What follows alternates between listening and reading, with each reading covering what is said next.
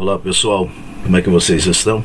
Vamos dar continuidade ao nosso estudo da disciplina de Geografia e hoje nós estaremos entrando em um novo assunto, uma nova temática, e estaremos estudando hoje a respeito da urbanização mundial. Capítulo 17, urbanização mundial. Acredito que vocês já perceberam que o nosso material ele trata exclusivamente duas temáticas, dois capítulos correlacionados à mesma temática. Lembrando que um capítulo nos dá uma visão mundial e o segundo capítulo nos faz compreender exclusivamente o contexto geográfico sobre o tema relacionado ao Brasil. E esse capítulo ele traz algumas temáticas fundamentais para nós. Conforme a página 66, nós iremos observar um pouco da história, que trata basicamente a história das cidades, e no livro, no material didático, nós perceberemos que ele traz a seguinte descrição: as cidades se desenvolveram ao longo dos séculos e hoje, de acordo com os dados atuais, mais da metade da população mundial vive nesses espaços. De acordo com a Organização das Nações Unidas, cidade é aquele espaço que possui mais de 20 mil habitantes. Grave isso aqui na mente de vocês. De acordo com a Organização das Cidades Unidas, Organização das Nações Unidas, cidade é aquele espaço que possui mais de 20 mil habitantes. O conceito de cidade varia de país para país, ou seja, nem todos seguem os critérios estabelecidos pela ONU. Observe o mapa de urbanização do mundo atual, isso na página 66. Então vamos refletir aqui rapidamente, com base nesse conceito nos dados otorgado aí pela ONU para nós, que fala a respeito de cidade, espaço que possui mais de 20 mil habitantes. Notaremos que Santa Maria da Vitória entraria nesse contexto porque o perímetro urbano corresponde a mais de 20 mil habitantes. De outro lado, perceberíamos que São Félix não entraria como perímetro urbano ou como cidade, porque tem menos do que 20 mil habitantes no seu sentido, o seu perímetro urbano. Mas voltemos aí. Tem alguns conceitos que eles são fundamentais para nós compreendermos quando falamos de urbanismo: área urbana, área rural. Antigamente o termo mais utilizado era zona urbana, zona rural. Hoje é aconselhável utilizarmos um meio urbano, meio rural, que passa a ser um padrão significativo com melhor conotação para a realidade em que nós estamos vivendo. Então, quando olhamos o município, percebemos que o município ele tem a área urbana e a área rural. A área urbana nós chamamos de cidade. Então, no Brasil, o conceito utilizado para a cidade passa a ser o perímetro de fato urbano, onde nós teremos a concentração de oferecimento à população de polos, trazendo aí soluções específicas para a população. Um outro conceito que nós já estudamos no decorrer dessa nossa trajetória, andando juntos no estudo da geografia, tem uma lembrança específica de vocês lá no 6º ano, mudanças, características constantemente se altera com o passar do ano, porém nós temos aí a lembrança desse decorrer em que nós estamos estudando essa disciplina, e já comentei alguns momentos com vocês a respeito da cidade formal e a cidade informal, que passa a ser fundamental para nós termos uma compreensão também fundamental. Então vamos lá, falou de cidade para a ONU, mais de 20 mil pessoas. O nosso material ele irá trazer também um contexto histórico. Não poderemos desassociarmos o estudo da área urbana da história, e perceberemos lá no contexto que vocês estudaram, período paleolítico, período neolítico, estilo de vida nômade, depois estilo de vida sedentária, e quando os primeiros habitantes passaram a terem um formato de vida sedentária, nós notaremos e perceberemos nesse decorrer histórico o surgimento das primeiras cidades. Aí lembremos Crescente Fértil, a Mesopotâmia e as primeiras cidades. Quais foram elas? Nessa região do Crescente Fértil, nós perceberemos que no contexto asiático aparece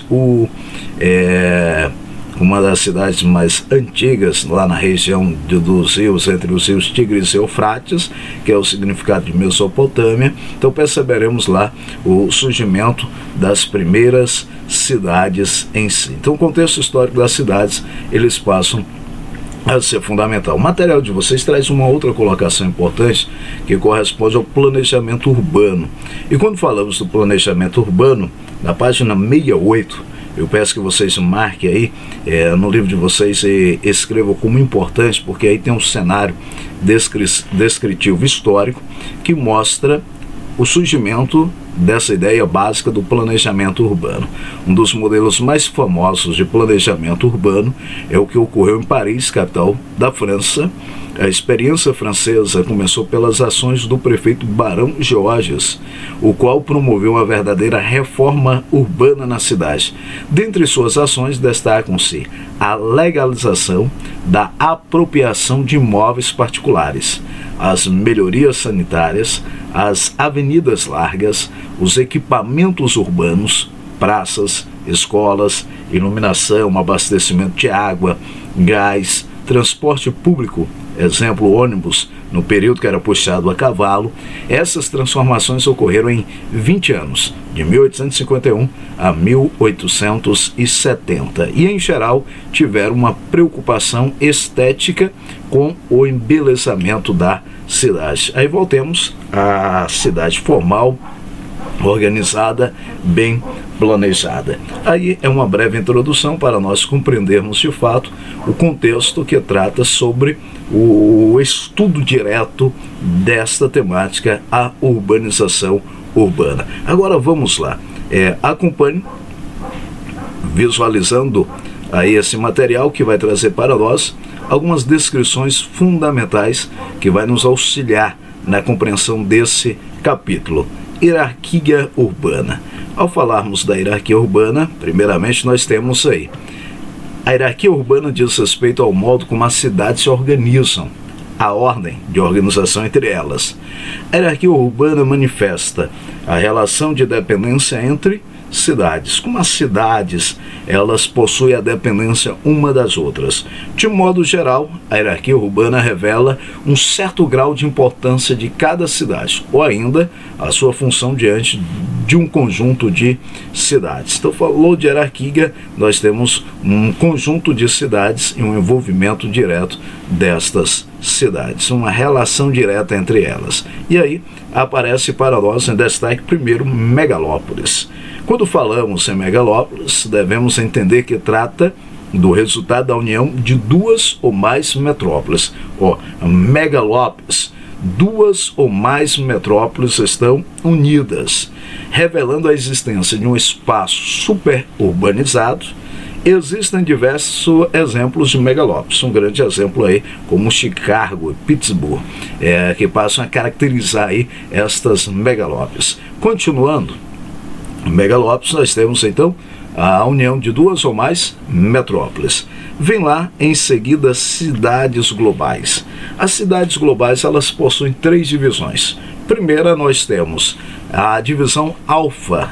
Como exemplo, Londres, que aparece aí ao lado na imagem, são as mais importantes, porque são mais integradas à economia global que as demais. Então, cidades alfa corresponde às cidades de maior importância no cenário da economia global, enquanto as cidades betas estarão aí em segundo plano.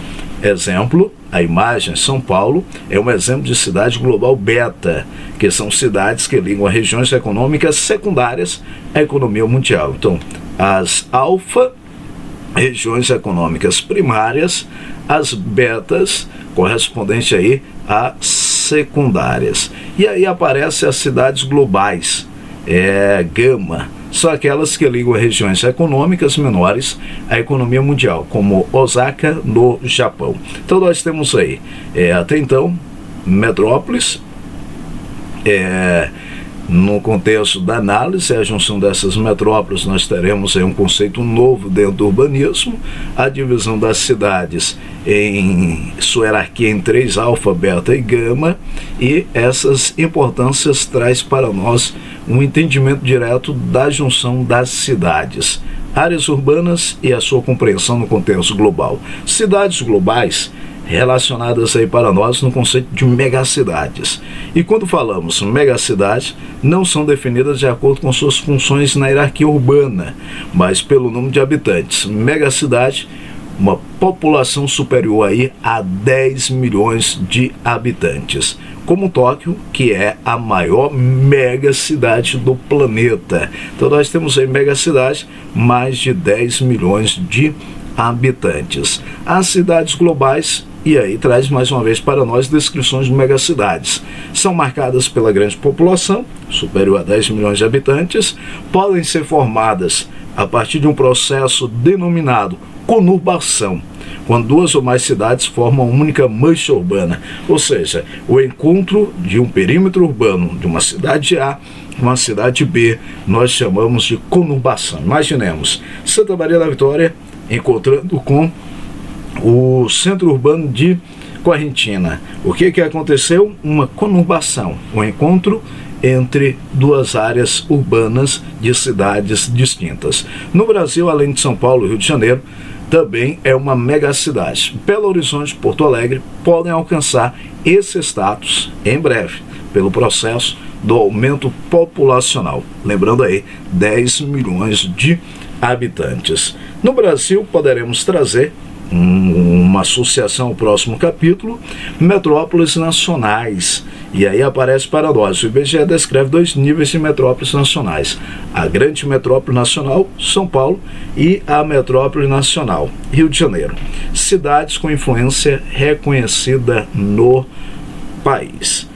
Dentro desse conceito, nós perceberemos que também aparecem as metrópoles regionais, que são cidades com influência regional limitada dentro do país. Salvador entra nesse contexto. Então, metrópoles regionais. Cidades de menor porte são aquelas de menor nível hierárquico, que nos faz entender aí a diferença exclusiva nesse estudo direto da população em si.